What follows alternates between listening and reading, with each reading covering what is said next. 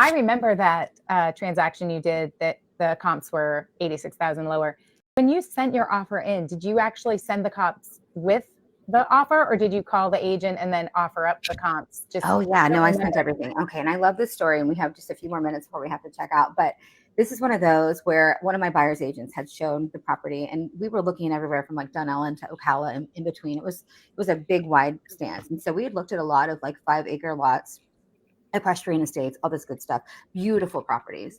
And so she was so sweet. She had spent all these hours pulling comps, and she's like pulling out her hair when I touched base with her in the office. And I'm like, you're right. This is correct. What you are seeing is, because she was trying to find like, where did this amount come from? And she's like, well, when I called the agent, like you told me to do, and asked her, where did she derive the price? And she goes, well, it's part art form and part science. And I'm like, oh God. I'm like, oh no. That's a great answer to be very, very big. But like from professional, like, girl, where are you getting these comps? Like, do we want to sell this or not? And so I did a once over with the comps.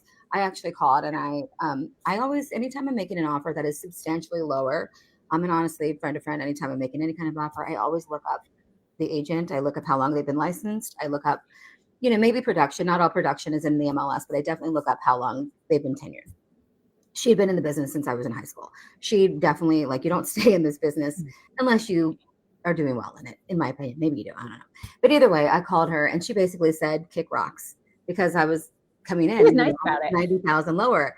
And I was like, that's her ego talking. So anyway, I put together a fluffy, lovely email with all the comps. And I'm like, listen, I get it. Here's what we're working with. If you can show me like maybe one that I've missed in maybe your MLS or whatnot, these buyers are very, very serious. I gave them the pre-approval letter. We would like to move forward, yada, yada. Well, she took that email, and then she called me later on that evening, and she said, listen, I have a seller who is a difficult seller. And thank you for this, because it really did help me. Now here's our counter. The counter was still, 30, 40 grand off. So we couldn't come to terms. But eventually, and I'm telling you, it was like months later. And what was so crazy about this particular buyer is she's like, I know that's my house. She's a very Christian woman. And she's like, talk to God about it. That's my house. Guess what, y'all? That is her house now.